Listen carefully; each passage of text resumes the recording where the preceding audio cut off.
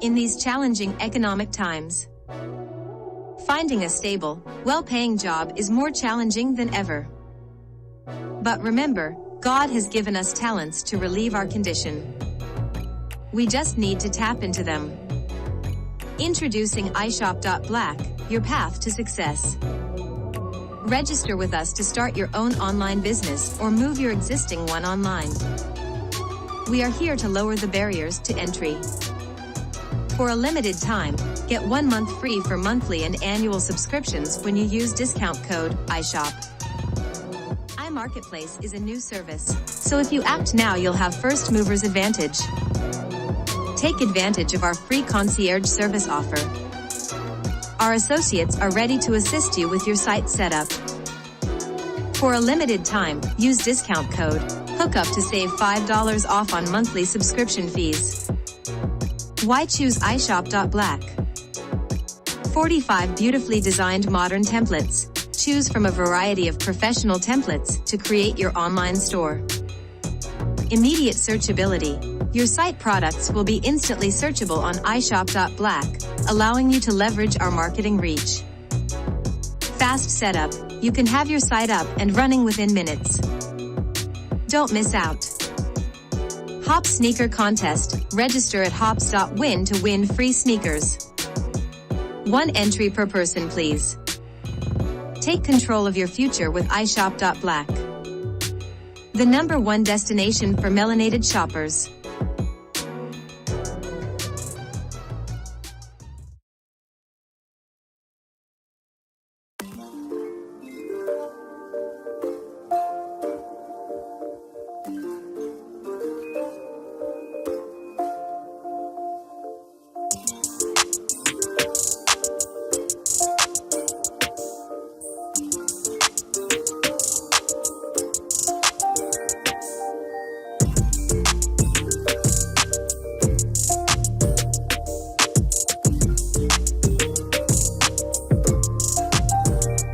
What's going on, fam? This is Jay Cameron inviting you to join us in Ethiopia next March 2025.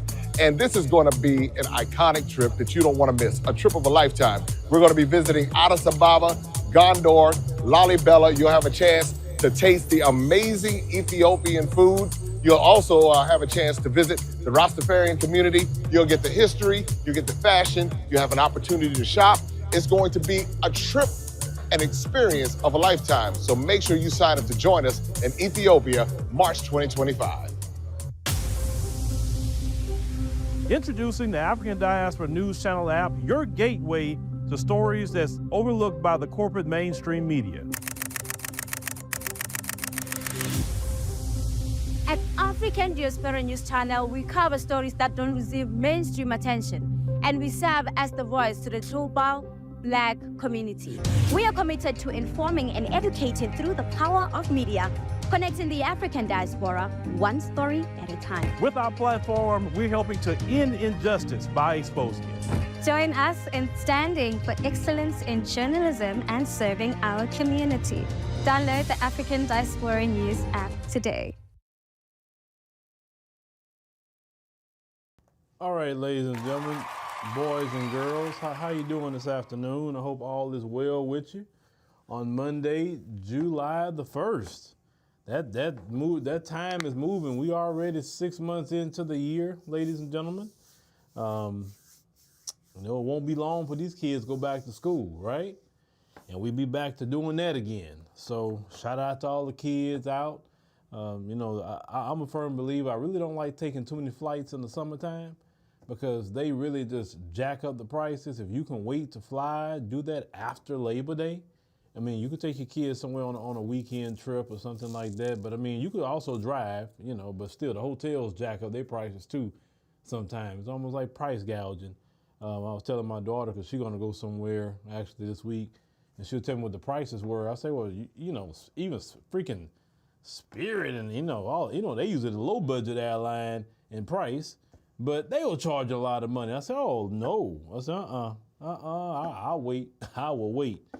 But, shout out to everybody. Tonight we're going to talk about, your Vice President, Kamala Harris. there was a video that she made with Taraji P. Henson. And we just kind of want to go through that video, you know, and just listen to what they're saying. And it's the reason why I have at the bottom about Democrats use fear and anti-black racism to engage black voters. If you know, they don't really do that with other groups of people like they do black Americans. I'm not saying they don't fearmonger other groups, but it is a targeted campaign, you know, like they said in the disinformation report, right? It's targeted campaigns on black Americans to make them afraid and make them, on top of that, fear that some anti-black racism is going to happen to you if they are not in office. Okay, so let's go on and get to oh, y'all talking about Rick Ross? Yeah, he went over there with Sister Emma and out there in Canada, and he thought he can just do what he want to do. You know, you got to respect people's country and their neighborhoods. Like, why would you go out there dissing Drake in Canada? Why? That's so stupid. That's like me going to somebody else's country. That's like me going to Nigeria and going diss Burna Boy. Like somebody gonna go run up on me like, what you talking about Burna Boy for over here? You know what I'm saying? Because he's Nigerian, right? That's kind of stupid. I mean, Rick Ross got what he was looking for. That's how I feel about it. I don't feel bad for him. But anyway, let's go on and get to the devotional for today. And let's see, we'll go on and start the week off with Al.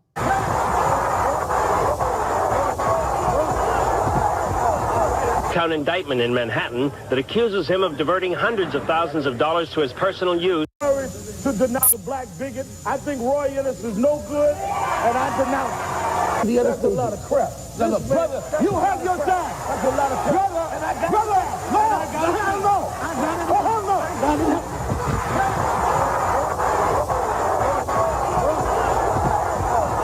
Count indictment in Manhattan that accuses him of diverting hundreds of thousands of dollars to his personal use after using fraud, grand larceny, and false business records to solicit funds from such diverse contributors as Don King, the boxing promoter, and Don Trump, the billionaire.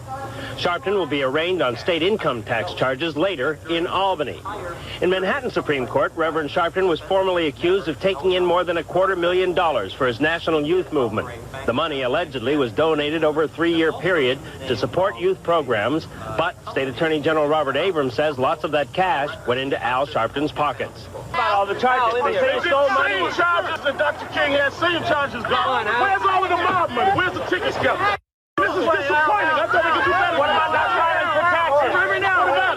Black people don't owe no taxes. We ain't got no rights. They like my hair. All right, ladies and gentlemen, that was your Reverend Al Sharpton. Not the Al Sharpton you're dealing with today, the Democrat shield, but the old school Reverend Al Sharpton, ladies and gentlemen. You know, we always start off our live stream with something lighthearted and funny, because usually we get into a lot of serious conversation here. All right, ladies and gentlemen. All right. So let's get, you say he was looking, Al wasn't looking like Boulay Martin. Boulay Martin is in a category of himself. But let's get to your Vice President, Kamala Harris. We want to put this up, play this, and then you know we'll go back and start it over. We'll stop it and touch on certain parts, okay? All right, so let's get to your Vice President in mind. Where is she at? Kamala Harris. There she go. All right, she right there. Let's see, get this thing started. All right, ladies and gentlemen. Now you can clearly see which one's the trained actress and which one is just trying to act, right? I mean, because Taraji, it seemed so natural how she was doing that. Clearly a trained actor. Shout out to Taraji. Okay, so let's start this over. And let's go ahead on and talk about your Vice President here. All right, here we can stop right there. Okay. Let's go ahead on and try to put this mess to bed. Democrats. Please listen to me. You're not going to win the election, especially with black people, talking about this reproductive rights. And you're not talking about reproductive means reproduce, okay? means having children, bringing them to term. When you say reproductive justice, usually let's think about justice. What would we say? Justice for Breonna Taylor, right? Justice for Trayvon Martin, justice for Michael Brown. It's usually something that happens that's wrong and they do not get any justice. People aren't held to account, or people have to have an uprising or something to get them arrested. Prime example, George Floyd. George Floyd didn't get any justice at the time, and Black America decided to take the matter into their own hands and have an uprising until Derek Chauvin was arrested, charged, and now he's sitting in prison. That is a form of justice. So when you tell us justice, we're thinking of somebody that was wronged. So how are you going to use the word reproductive, which means reproduce, right? Having children, bringing them to full term, and using the term justice? It's kind of wicked that y'all put that together. It's kind of wicked, don't y'all think? And think about what reproductive justice is to them. Abortion. That is not bringing a child to full term. That is unaliving the child. So why are you calling it reproductive justice? Just say abortion. But that term is not a good term for them to use, so they got to play on words and say reproductive justice. I mean, y'all got to think about the words people are saying.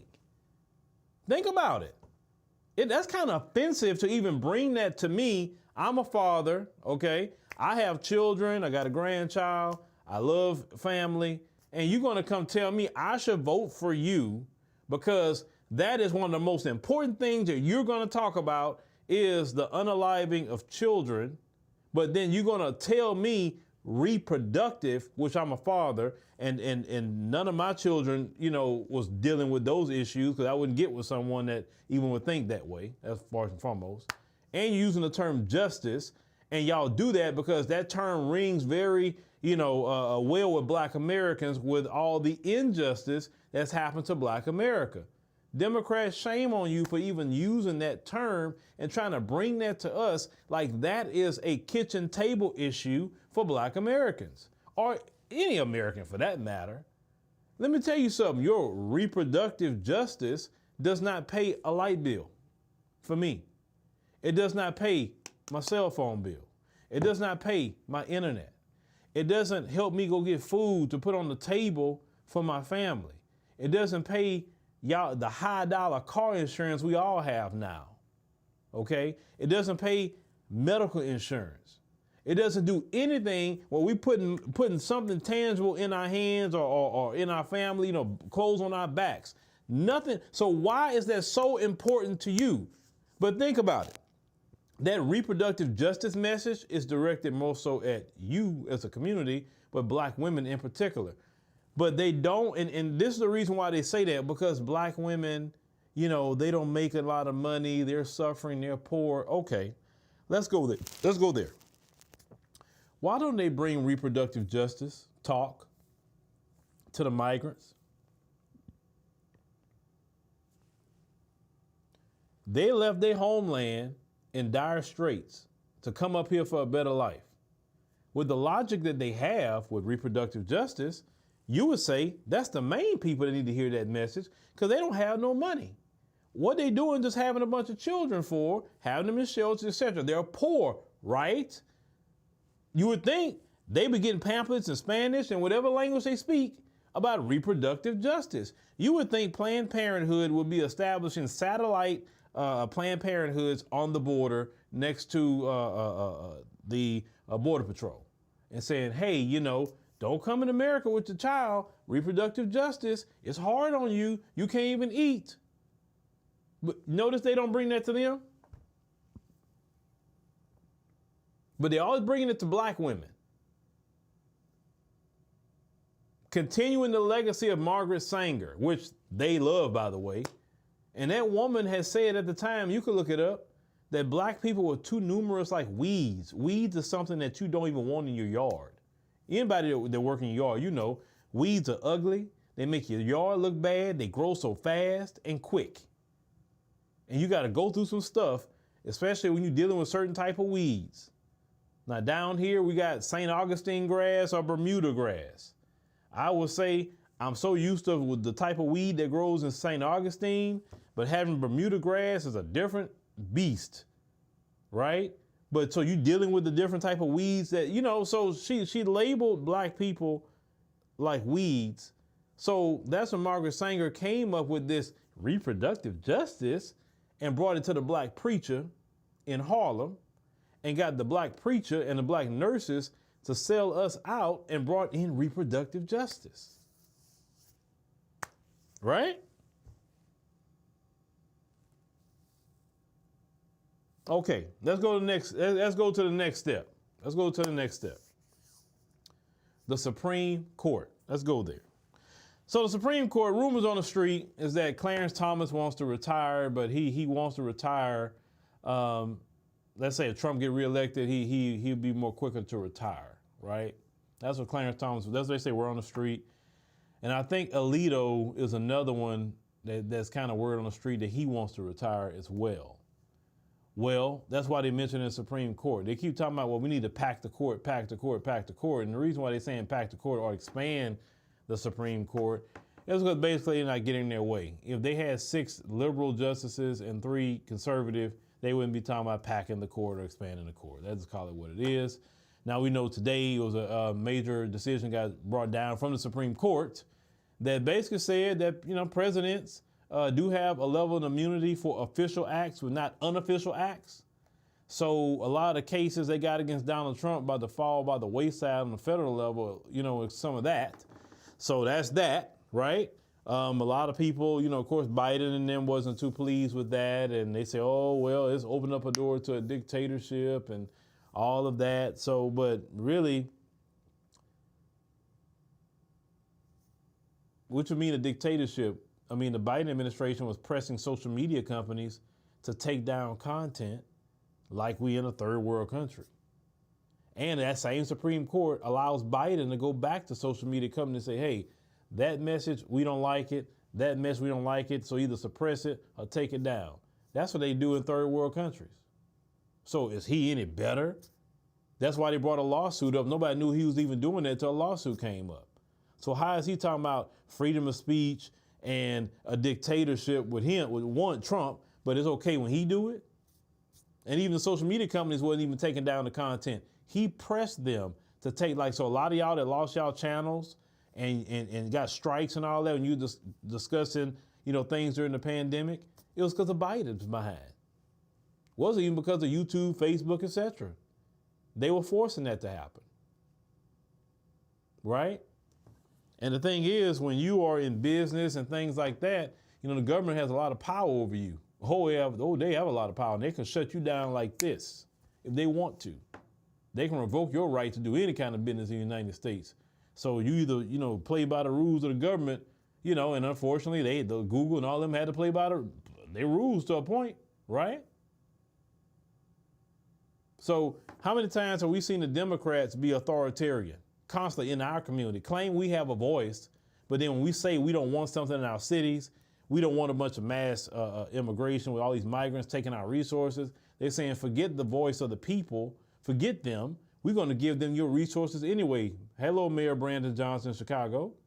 We're going to give them your resources anyway. Hello, Mayor Eric Adams in New York. We don't care what the people say. We're going to put them in hotels that Black Americans can't stay in. We're going to put them in schools in Chicago that was closed down in Black communities.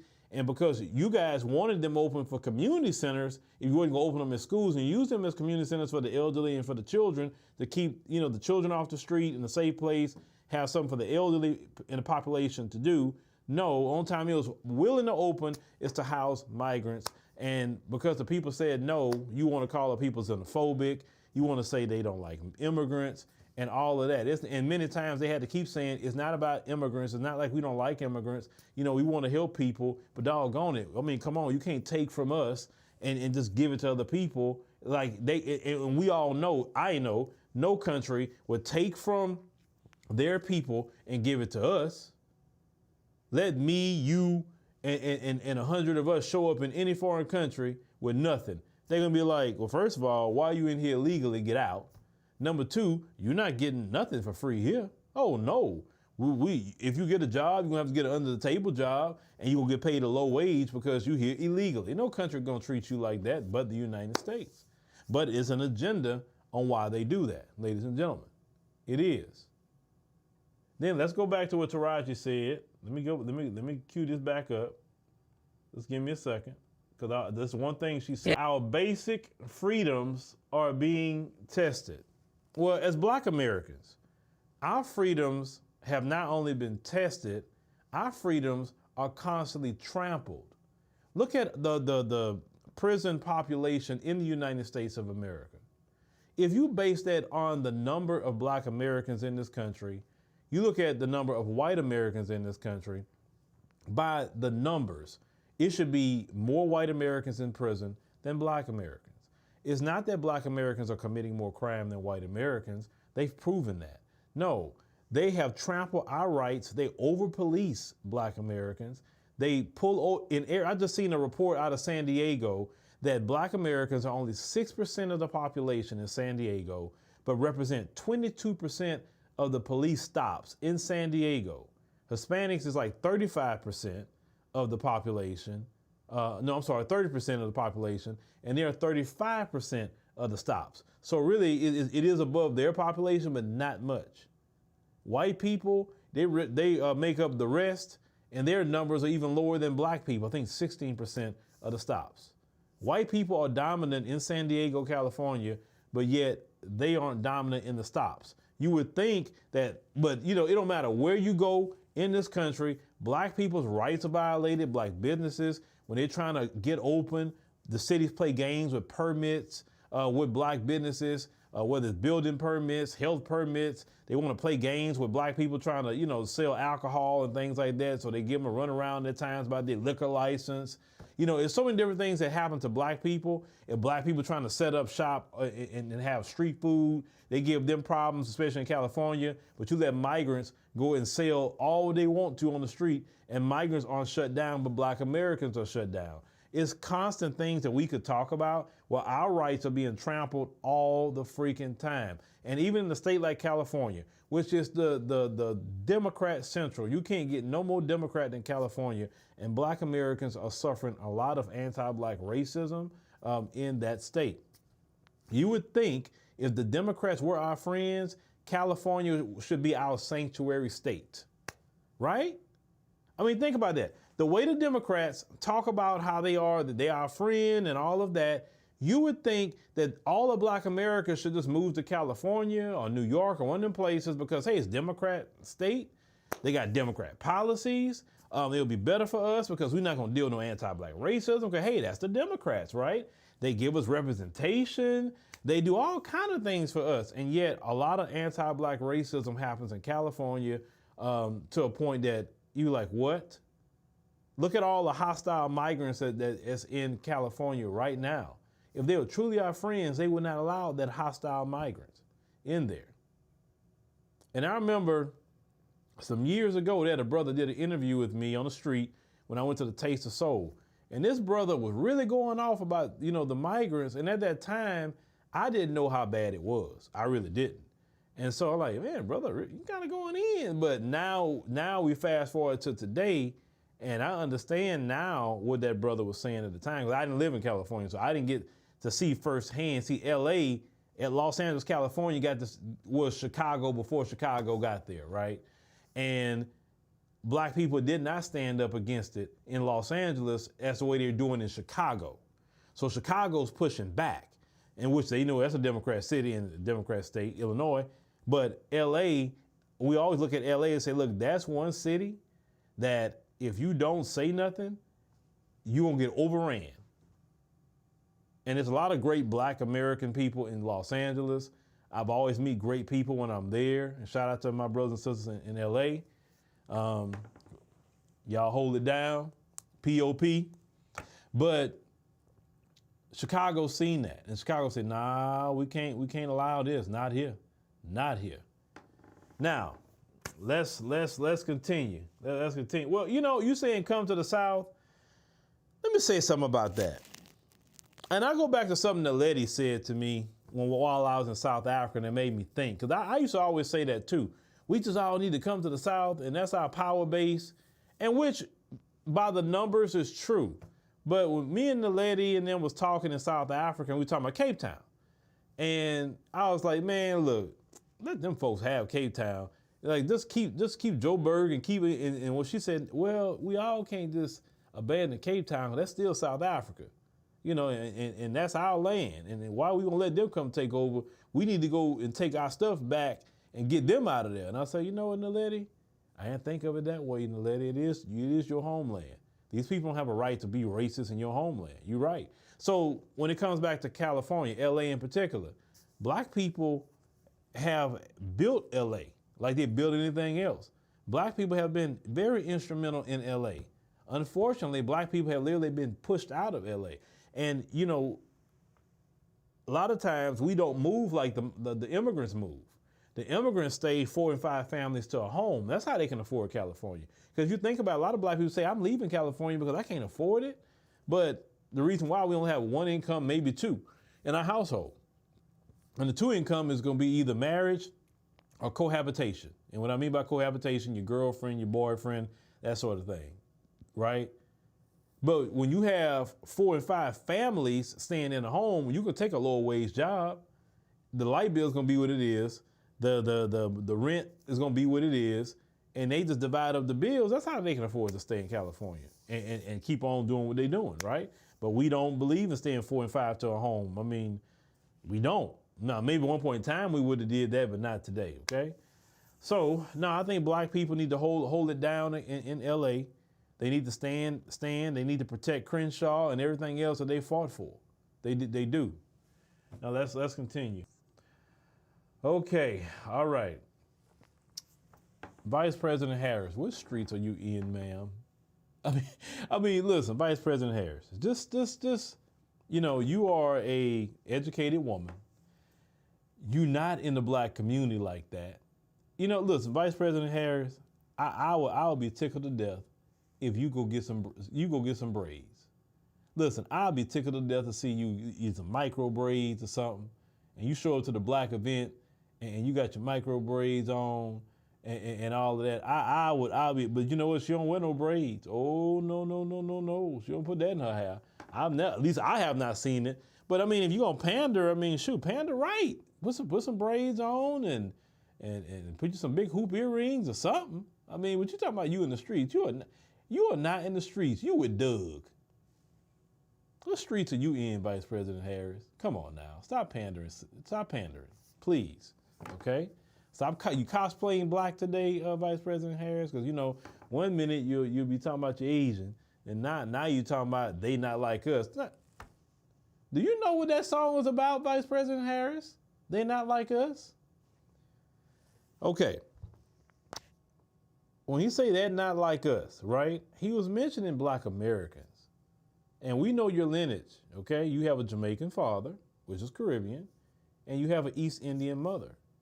So why are you trying to adopt something that's basically a black American thing? Why?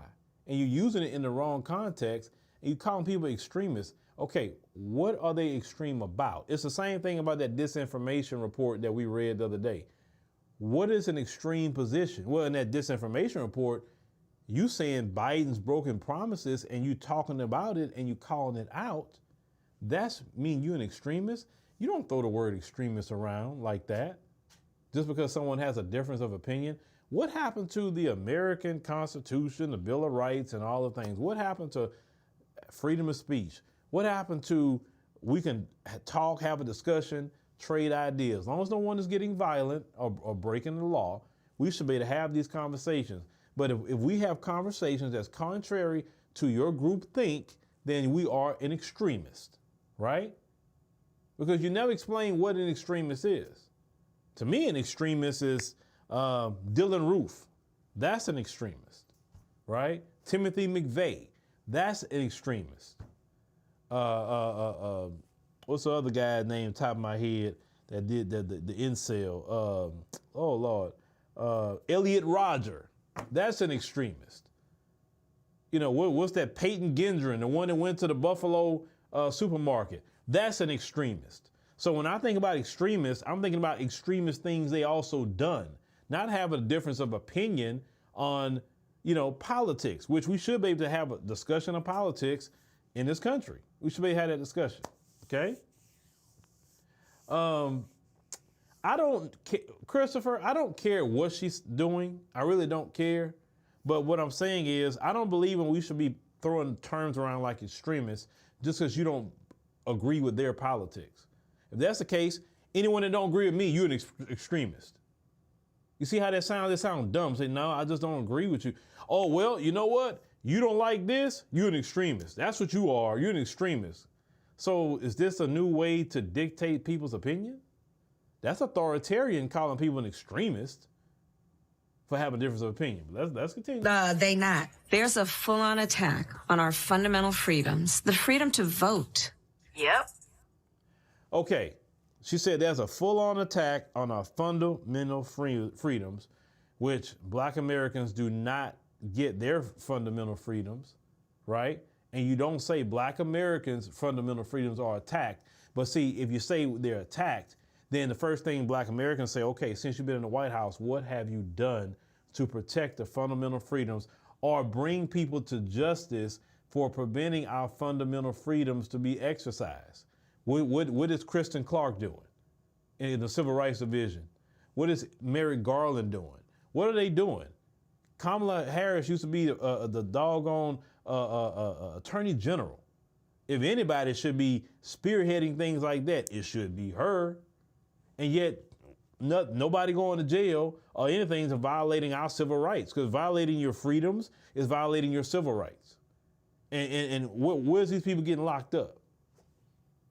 Right? Don't let these people just tell you what the problem is and you say, wait a minute, hold on. I can understand if you wasn't in office and you talking about what, you see a problem is and what you want to do. But now you have a report card, a scorecard, and we can look at back over here when you started, and we can look at today. And you telling me the same thing that you said before you was even in office, meaning you didn't address the problem, you did nothing about the problem, and you don't want to do anything about the problem. You just want to use these issues and keep them around to make Black Americans have fear in the country they live in. What fear isn't healthy to live in fear. And you wanted Black Americans to have a fear all the time of anti-Black racism, keeping stress on Black Americans where they can't be at peace. They don't bring fear and anti-Asian racism to them to vote for Democrat. They don't use fear and anti-Hispanic racism for them, or the anti-Arab or anti-whoever. They don't bring that to them. They only bring that to us. Hey, your safety is threatened. Vote us in office. Hey, you need to be afraid of that guy. Voters in office. Like, bro, why you want us to live perpetually in fear, man? Like, what kind of life is that? Even in the scriptures teach that God didn't give us a spirit of what? Fear. But he gave us a spirit that with a power, love, and a sound mind. I'd rather have power, love in my heart, and a sound mind, not fear. And we know fear is of Satan. Why are you bringing Satan to us? Why? And this anti-Black racism, you could put a stop to it because you have a whole civil rights division that can prosecute for that. We have hate crime laws on the books that you can go after people for. You made sure the Asians were protected. So why didn't you add us to that bill? And you could clearly say, hey, we were doing something about anti-Black racism along with anti-Asian racism. We put it on the bill. President Biden signed it. You understand what I'm saying? Don't let nobody constantly keep you in fear, ladies and gentlemen. That's not a way to live, man. Always afraid. Always afraid. Afraid somebody gonna get you all the time. That's not healthy, y'all. I know racism exists. Trust me, I get it. I get it. But don't live your life thinking every person out there trying to get you. That's not true. And even the folks, not every one of them are trying to get you either. because I've met plenty of folks and they have not been that way with me. They've treated me nice. I can't say they came up to me calling me the N-word or trying to jump me or whatever the case may be. Now, you got your little microaggressions that may happen in certain places, but I will say that I don't deal with that constantly. Now, maybe some of you in different areas may deal with different things. I'm in a very diverse area too. I will admit that. The Houston area is an extremely diverse city. Now, maybe some of you may deal with that more in Boston, maybe, or certain areas like that. But the ones I have engaged, I haven't had too many issues with them, you know. But I don't, even though I know about anti-black racism and I know how to spot it a lot quicker than most, but I'm not walking around thinking every person I engage is about to get me. No, because that's not a way to live. It's not a way to live. And I don't want you thinking like that everybody every day is trying to get you. Because not everybody really worrying about you all the time. Real talk. Because other people got their own problems. No matter what community they come from. The freedom to love who you love, the freedom to be safe from gun violence. Okay, here we go. The freedom to love who you love. Ma'am, why are we talking about this at this point? I'm so sick and tired of hearing that. And let me tell you something. If you want LGBT, and we talking about the Democrat mindset, if you want LGBT to be considered normalized, but oh Lord, have y'all heard what happened at the San Diego Pride Parade? Lord Jesus, that's a story for a different day. Why are you always focusing what people doing in their bedroom? Why? And once again, how does LGBTQ and what people do in their bedroom and their relationships, how does that keep the lights on, Vice President Kamala Harris? How does that pay for clothes on our kids' backs? What somebody do in their bedroom? I don't care what other people do in their bedroom. I'm only worried about what's happening in mine. And other people only worry about what's happening in theirs. At the end of the day, we don't worry about government to be worrying about our bedrooms. We talk about government in the area of making sure things are right in the country. You mentioned gun violence. You've been in office almost 4 years. What have you done on it? Why are you telling us that we need to put you back in office because of gun violence? And yet, what laws have you fought to get on the books? What changes have you made in the gun violence? Listen, y'all already know. Y'all got FBI profiles. Y'all have the ATF. Y'all got the DEA. Y'all got the CIA. Y'all got Homeland Security. Y'all got the best intelligence in the world. Nobody in the world got the type of intelligence America has. How is it with all that intelligence, y'all keep letting these people just run up in public places and air it out? How is it that y'all prioritize billions of dollars to the police departments and they don't stop crime? And legally, they don't have to protect you. So why are we allocating billions of dollars to police departments and they don't protect nobody? They don't stop nobody. What was the school shooting in Uvalde? The cops wouldn't even go in while this dude is shooting up children. But we're giving all this money to the police. Joe Biden in the State of the Union said he's going to fund the police. He's going to fund them. So why are we having gun violence if we got police? Another thing we need to bring up about the police. If they patrol black communities or the hood a lot more than the suburbs, that would mean the hoods would be safer than the suburbs because it has more of a police presence, right? But wrong.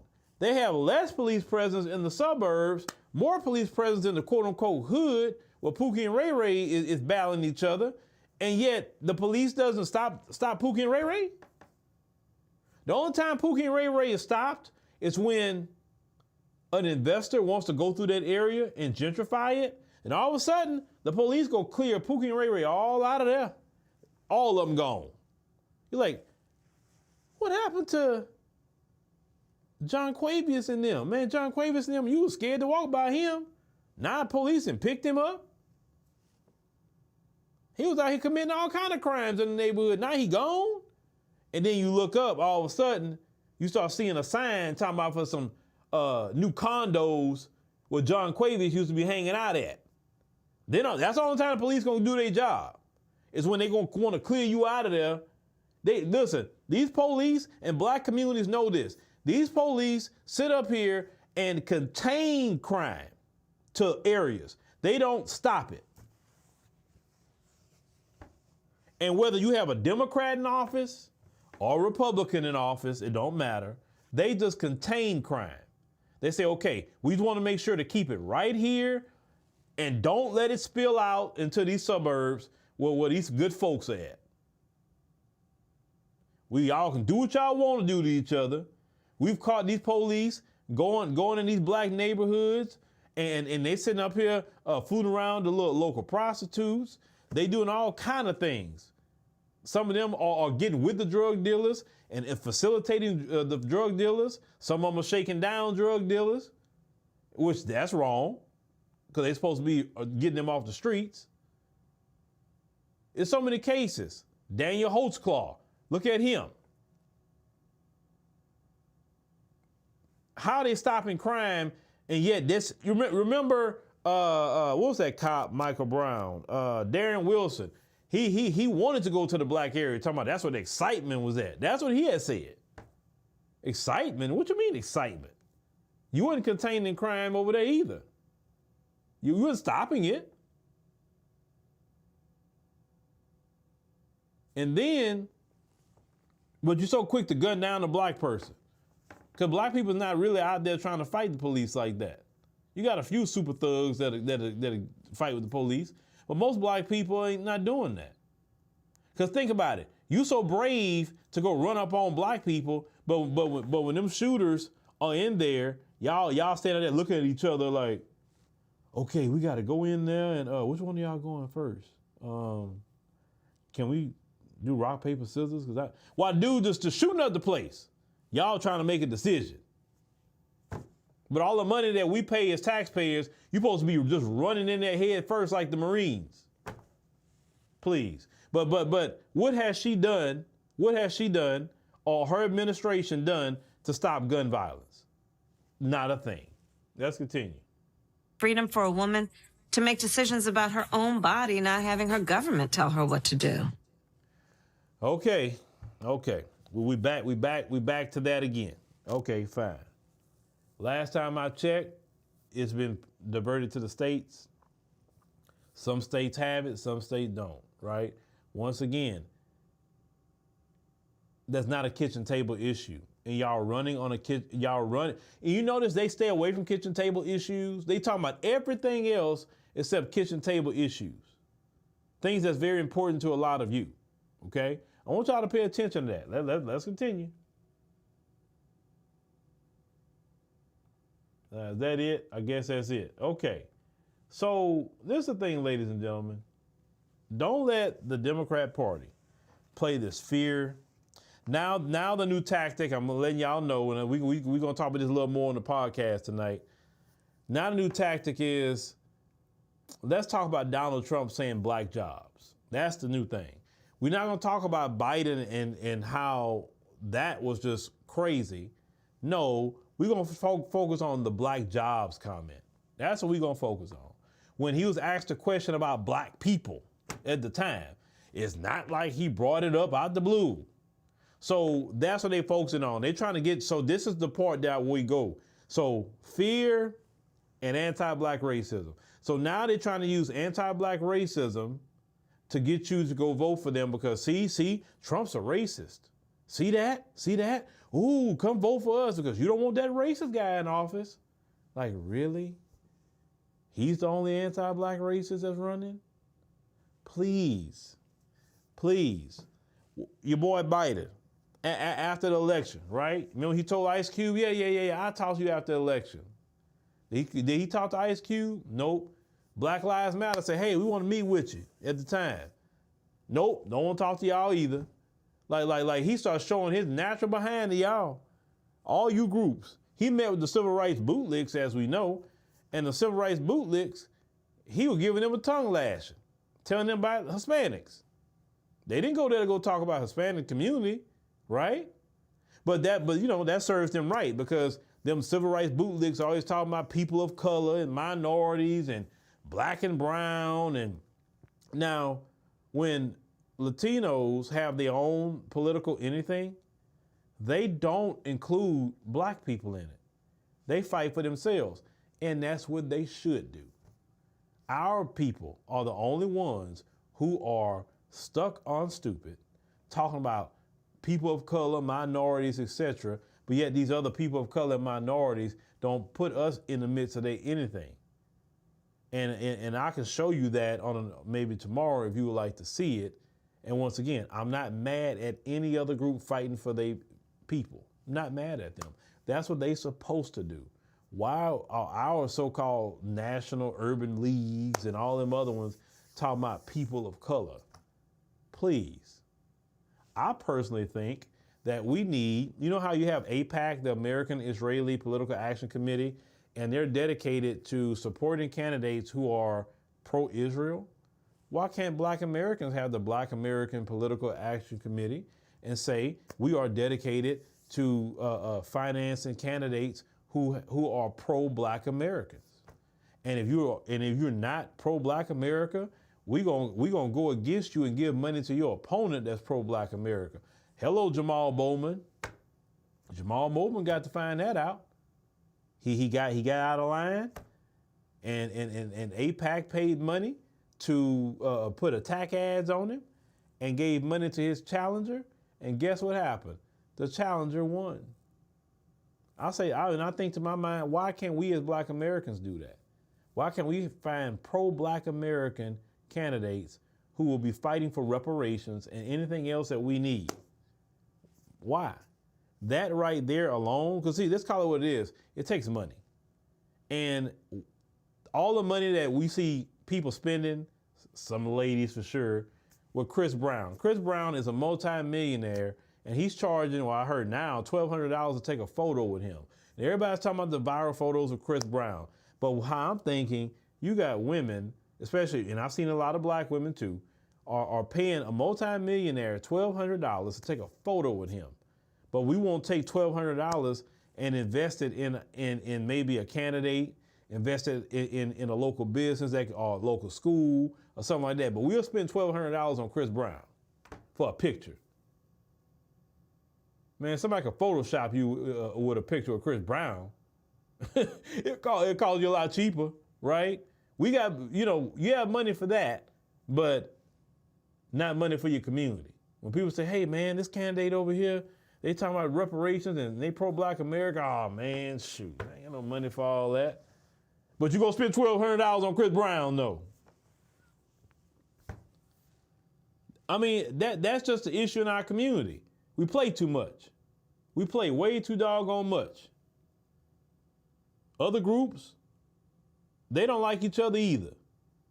But when it's time to the rubber meet the road, they get together, they put their money together, and they go at it. Versus us, we talking about as a collective, we don't want to do that. Me, I. That's kind of how it is. And it can't be all on one man. It can't be all on one woman. It can't be on this guy because he may have a platform. It can't be on this athlete because he makes more money and he has a bigger platform. No, it's a collective effort, right? You look at the time, like even the Nation of Islam, back when Elijah Muhammad was running the Nation of Islam for sure, when it was definitely much bigger and stronger, I would say back then. And it was a group of people that was doing that, make a difference in the community. It wasn't one man, it wasn't one woman. Yeah, Malcolm X was a spokesperson, but it took them brothers in the FOI, it took the sisters and all that in the nation, and all the people that's in the civil rights movement at that time period, ladies and gentlemen. Hold on, let me see what this person said. Any pro-Black candidate will get purged by the state, which is part of why the electoral politics is not a vehicle for liberation. Well, if you want to go there, if you study our history, we never gotten any freedom through the ballot box, to be honest with you. But the ballot box has its perfect work. It doesn't make sense when you have a city like Atlanta, and Atlanta should never see any kind of people on city council or whatever. It has to be mostly us, and it is a lot of us there, but everybody should be registered to vote, especially in our cities and our state, to keep it local. Yes, your local election is going to affect you way more than Biden and Trump will. That's true. So if you don't vote in that, if you want to do couch on the presidency, don't really do too much couch on your local politics, because that affects you a lot more. And beyond which, you can get a local politician to be pro reparations a lot faster because it don't cost as much money to get them elected. See, when you get to that presidential stage, you're talking about millions and millions and billions of dollars coming at them. You know what I'm saying? So if you're not Jeff Bezos, it's kind of hard to sway them unless it's a movement in this country to say, you ain't for reparations? Okay, I ain't voting for you. And I'm on that. I'm with y'all. Like, look, if you say we like the right wing people and say, hey, if you don't support the Second Amendment, then I ain't voting for you. I believe Black Americans, in order for us to get reparations, we have to be like that, one issue voter. You're not supporting reparations? Okay, I'm cool on you. And actually continue to do that, they'll have to address the reparations eventually. They said, man, Black people not even voting because we're not giving them reparations. And they'll tell you that y'all can't be one issue voters. The hell we can. You don't tell that to the Republican white males that they can't be one issue voter. They'll say that if you're against the Second Amendment, I ain't voting for you. They'll say it. Ladies and gentlemen, they will say it and they stand by it. So why Black Americans can't stand by that and say, hey, you're not for reparations? Cool, no problem. I'm just not voting for you. Sorry. Yeah, but the other guy, I don't care what the other guy do. I'm in a dire strait right now. So if I'm going to be in a dire strait, I want to make sure that I get what I need. I'm not going to reward you, because if I reward you with my vote, you're not giving me what I want. Ain't what you're going to do with Democrats. You're going to give everybody else something and don't even give me nothing. That's the killing part about y'all. At least with the Republicans, if they go deny something, they're denying it to everybody. At least I'm going to say they'll prioritize their people, but they're going to deny it to all these other quote unquote people of color, right? But the Democrats, they'll give it to all these minorities except Black people. That's what they do. So the Democrats being in office is great if you're not Black. Oh, it's great for you. It's so great. Okay, Bill say he blamed the baby boomer generation before that who couldn't get out of the Dem party and mind control on believing they are helping. Well, we can't focus on them anymore. We got to focus on us today. And it's going to take Gen X, Millennial, and Gen Z to change the landscape, okay? We can't focus on them, what they did, what they didn't do, and complaining on them. We can't do that. Let's call it what it is. There are more Gen X, Millennial, and Gen Z voters in this country right now. If you're not registered to vote and you're complaining, then, bruh, what are you doing? Like Superman say, what are you doing? What are you doing? You complain on the older people, there's more of you than them now. The reason why, if they're controlling the yard with voting, is because they're more faithful to it. Y'all like, I ain't doing that. I ain't worrying with any. I ain't trying to. Okay, but you're complaining, no. Get your behind registered to vote and find something you can go vote on. I'm not saying you got to go vote for anybody, but dog, can you all get together and say, okay, rent too high, this, and what candidate going to run to shut down these rent prices? What candidate out there running to get on these food companies? Because these prices need to be lowered. And go vote for that person. Y'all complain on Democrats and Republicans. Where is that movement to say, hey, let's vote for third party? No Democrat, no Republican. Let's vote for them. And let's see a third party get in office. Like, y'all got to break the Republican and Democrat cartel, because it is a cartel. It should be broken. That's not a democracy to only have two parties you can vote for. You should have a third party, a fourth party. I think you should have a fifth party they should be able to vote for. I don't think it's right that CNN can block out third party candidates from a debate and their presidential candidate. I think all presidential candidates should be heard and let the American people decide. To me, that's election interference right there. You're blocking the American people from hearing from all candidates who will be on the ballot. When they want to talk about election interference, but it's not election interference when the left wing do it. It's only election interference when the right wing do it. No, it's election interference all the way around to not hear candidates. It's complete election interference. You say Taraji got her black job? Hey, you know, I'm not going to go into the black job thing. Y'all go watch my podcast at 10 p.m. Central Standard Time. I go into the black job thing. You say you're 55 and so you're done? Well, you know, 55 don't mean that life is over, you know, until the Lord ready for you, you know. But anyway, ladies and gentlemen, thank you for joining us on this time. James Jones on the stream, greatly appreciate it. Make sure you click the subscribe button. Make sure you click the like button. It's very important. Download the African Diaspora News Channel app in the Google Play and Apple App Store. Get a monthly, quarterly, or yearly membership. We greatly appreciate it. It really supports the show more than what y'all think, because these platforms play games with, you know, y'all don't even know how they play games with the algorithms and all of that. You know, I can just tell y'all some stories. So the thing is, we can get everybody. What if we had all 2,100 of you get a membership on the app? Well, that would really say, that would have a statement right there to say you supporting the show, and you just want to make sure we can do our thing and keep going, and, you know, pay the payroll to the wonderful brothers and sisters who help us keep this going. Also, the Ethiopia trip. Make sure you sign up for the Ethiopia trip, March 31 through April 9. I know last time it was 15 spots left. So make sure you get on that. All you got to do is pay your deposit. You can go to africandiasporanews.org/Ethiopia, ladies and gentlemen. So thank y'all for listening, and we'll catch y'all tomorrow, 7 p.m. Central Standard Time, right here, African Diaspora News Channel. Don't expect a notification. Just come on over here and looking for the stream because you probably won't get one, and that's what a lot of people are saying. Also check if you still subscribe to the channel. I got a report saying, hey, I wasn't subscribed. I didn't subscribe from you. That happens on this platform as well. So